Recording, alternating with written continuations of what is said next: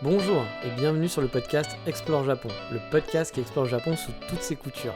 Des conseils voyage, de la culture ou bien de la vie de tous les jours en passant par l'apprentissage du japonais, partons ensemble une fois par semaine pour ce magnifique pays qu'est le Japon.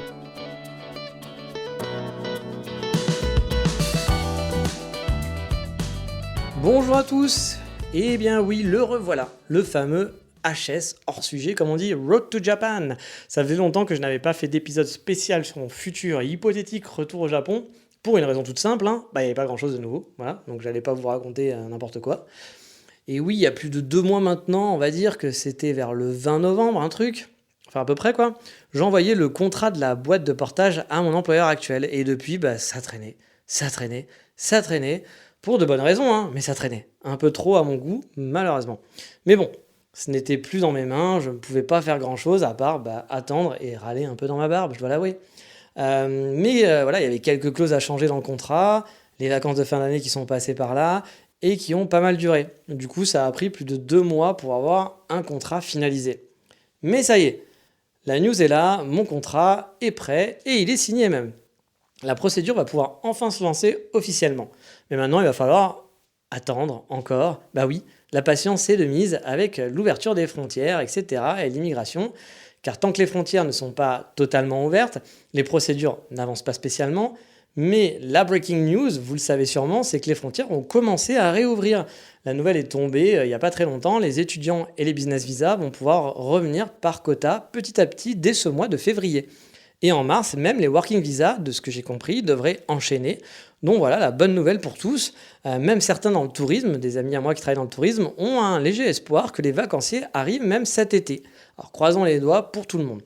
Mais bon, pour moi, c'est toujours le début de mon aventure et je suis content car j'ai un peu l'impression que ça y est, c'est officiel. Même si bon, j'ai aucune date de savoir quand je vais pouvoir y aller, j'ai aucune idée de quand je vais partir, je me suis donné une date un peu fictive, le genre de truc sur lequel se rattacher en gros. Par exemple, en octobre dernier, je m'étais dit, a priori, peut-être qu'en mars-avril, c'est jouable, quoi. Puis bon, maintenant, vous vous en doutez que j'ai un peu décalé, je suis passé plus à juin, c'est jouable, en espérant que ça ne sera pas plus tard, parce que surtout que vous vous doutez que partir l'été au Japon, c'est pas vraiment ma passion et mon envie.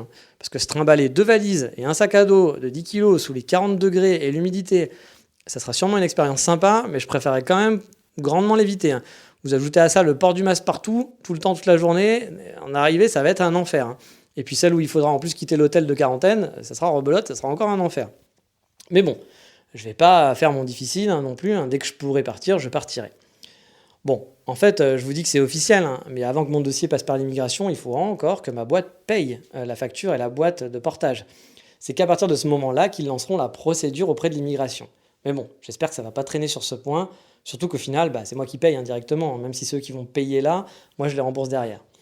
Donc on va peut-être avoir des épisodes Road to Japan, j'ai un peu dit n'importe quoi, donc le Road to Japan popé un peu plus souvent. J'ai aussi dans mon coin continué de réfléchir bien sûr à ma ville de destination. Et voilà, je vous donne des petites nouvelles. Kyoto, ça se précise quand même. J'ai beau regarder les loyers, etc. Sur Tokyo, il y a des opportunités, mais dans la banlieue un peu excentrée, que je connais pas bien, versus un appartement plus grand dans le centre de Kyoto, je pense que je vais quand même opter pour le confort au final. Mais bon, je me laisse encore un peu de temps pour faire mon choix définitif. On n'est jamais à l'abri d'un retournement de situation. Et dans cet épisode, outre les petites news, je voulais revenir sur une thématique que j'ai posée dans un épisode il n'y a pas très longtemps, un épisode d'Explore Japon, sur le stress. Parce que oui, cette situation au final est un peu stressante. On n'a pas celle d'attendre, pas celle d'attendre et de ne pas savoir quand on part, même si ça l'est un petit peu, mais c'est pas vraiment ça dont je voulais parler aujourd'hui. C'est plus un stress dans sa globalité du projet. La dernière fois, dans Explore Japon classique, je vous parlais des facteurs de stress sur place au Japon qui pouvaient exister. Et là, aujourd'hui, on se dit tout, vous le savez, j'avais envie de vous parler de mes inquiétudes et mes questionnements sur mon projet. Car oui, un projet pareil, c'est forcément une grosse décision, c'est un gros changement de vie et donc une prise de risque aussi. Lors de mon premier départ pour le Japon, quand j'y suis allé en tant qu'étudiant, j'avais claqué quand même un budget de 60 000 €, mine de rien. C'est beaucoup. C'était toute une vie d'économie. Enfin, pas vraiment, parce que j'ai surtout vendu mes affaires, plus une prime de départ, plus un an de chômage, d'auto-entreprise, plus des économies, etc., etc. Et au final, pourquoi ? Pour un retour en France 2 ans après, avec un niveau de japonais minable, il faut l'avouer, on ne peut pas dire que c'était une franche réussite sur le papier, il faut être honnête. Mais cette question, je me l'étais posée aussi à l'époque. Et est-ce que ça vaut le coup ? Est-ce que ça valait le coup de faire tout ça ? euh, je me doutais vraiment qu'après les 2 ans d'études, j'aurais quand même peu de chances de rester au Japon, que 2 ans, c'était pas suffisant pour avoir un super niveau de japonais et pour trouver un boulot, etc., dans mon domaine qui nécessite de savoir bien parler et écrire. Mais bon, j'avais quand même pris le risque. En évaluant les risques, justement, hein, je savais qu'en rentrant, il devait me rester environ X d'argent sur mon compte, pas beaucoup, mais assez pour pouvoir tenir un petit peu, et que derrière, j'avais un an de chômage, surtout, pour retrouver du boulot. Donc, puis j'avais des potes qui pouvaient m'héberger, le temps de me refaire une vie en France, donc je savais que c'était repartir à zéro, clairement, ça aurait été repartir à zéro pour ma vie, ce qui m'est vraiment arrivé finalement, mais que c'était pas non plus catastrophique. Et au final, est-ce que j'ai regretté cet échec? Bah, pas du tout, hein. Je suis content d'avoir pu vivre au Japon, d'avoir fait cette expérience, et même d'être allé en Écosse, etc., d'avoir pu avoir vécu tout ça, même si ça n'a pas fini comme je voulais, et même si c'est beaucoup d'argent au final qui aurait pu me permettre peut-être de faire plein d'autres choses, de bien économiser pour acheter un appartement, de lancer une boîte. Avec 60 000 euros, j'aurais pu lancer par exemple mon propre café, hein, chose qu'en France ou quelque chose comme ça, j'aurais pu changer de vie. Mais voilà, j'ai fait un changement de vie d'une autre façon, qui a été un peu un échec au final, mais je regrette pas. Mais là, bah du coup, rebelote, hein. Mon budget et mes économies sont beaucoup plus basses qu'à l'époque, hein, mais mon projet n'est pas 100% fiable non plus. Bah oui, peut-être que la boîte qui m'embauche, pour X raisons, va finalement ne plus avoir besoin de mes services dans quelques mois.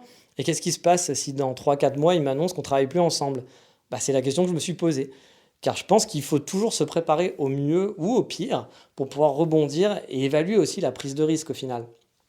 Parce que oui, plus de boulot, ça voudrait peut-être dire devoir rentrer illico en France. Bon, en fait, non. J'ai eu l'info, je pourrais rester jusqu'à la fin de mon visa, même si je me fais licencier.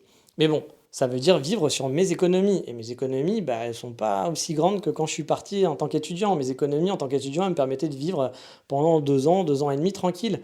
Là, clairement, c'est pas le cas. Je vais pas pouvoir rester, voilà, rester autant avec mes économies. Et donc, bah, je vais devoir retrouver un boulot dans le même domaine, lié au visa, et avec toujours la même problématique qu'avant, bah, pas de japonais, puis un anglais qui est très mauvais. Bref, ça serait pas simple de retrouver quelque chose. J'ai prévu bien sûr quelques pistes, j'ai réfléchi à quelques solutions, mais je sais qu'elles sont pas super sécures, et que voilà, il y a quand même, comme la dernière fois, des chances que bah, si ça se passe mal, je dois rentrer avec pas grand-chose et repartir de zéro encore une fois.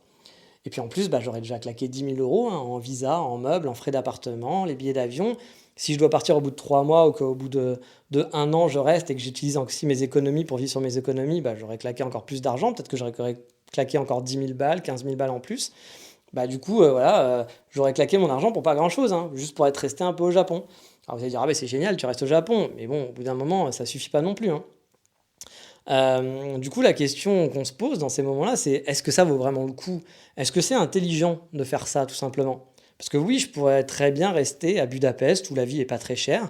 Avec mon salaire actuel, honnêtement, je peux économiser 1 300 euros chaque mois et mettre de côté donc cet argent, donc augmenter mes économies de plus en plus. Imaginez, sur 10 mois, je gagne déjà 13 000 euros. Comment ça s'appelle?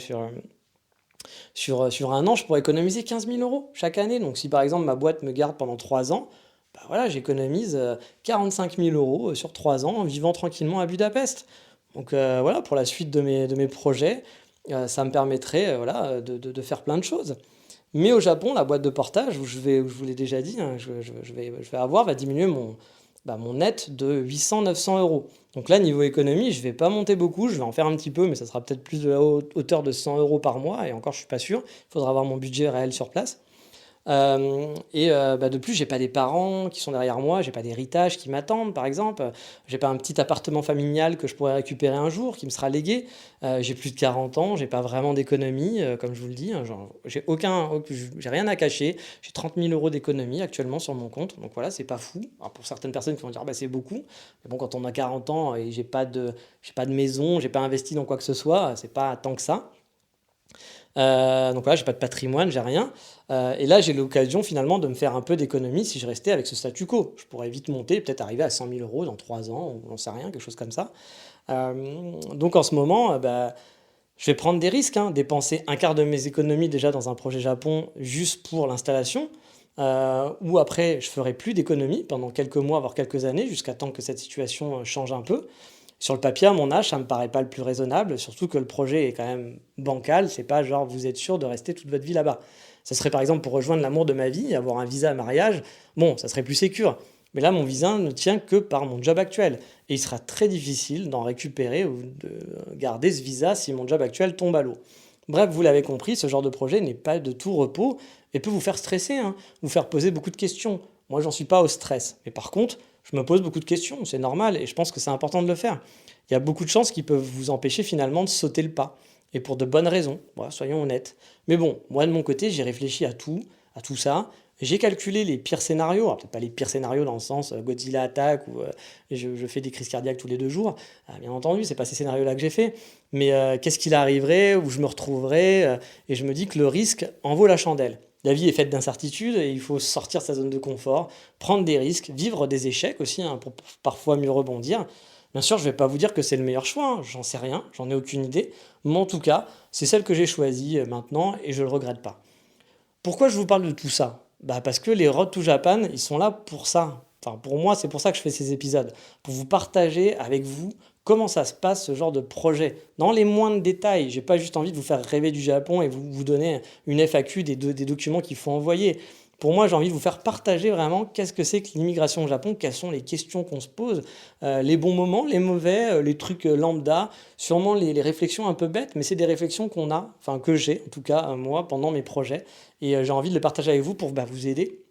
Voilà, vous aider dans tout ça si vous aussi, si vous êtes curieux tout simplement, ou si voilà, si vous avez envie d'en savoir plus et de savoir comment gérer ça. Comme je disais, voilà, ce genre de projet, dans les moindres détails, il faut se les préparer. C'est le genre de questions, les stress, incertitudes, les doutes, hein, ça fait forcément partie d'un projet comme celui-là. Il faut le gérer, le surmonter. On peut peut-être décider de tout arrêter aussi, hein, la décision vous reviendra. Il n'y a pas de bonne ou de mauvaise décision au final, hein.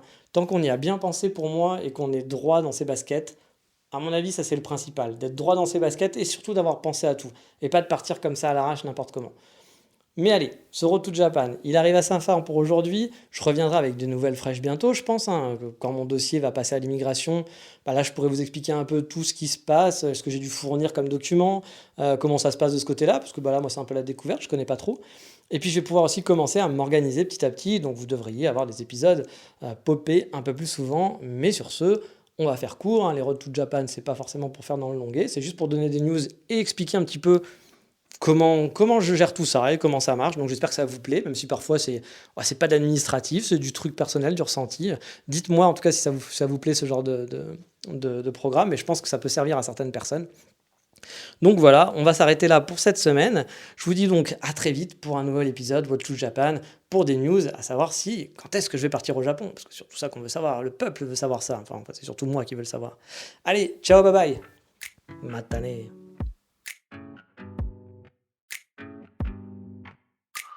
It's too late now to turn around and back again. I made my bed and now I lay my head in it. And I'm sorry I'm not perfect, but I knew that I wouldn't be. I guess it's for the best, you know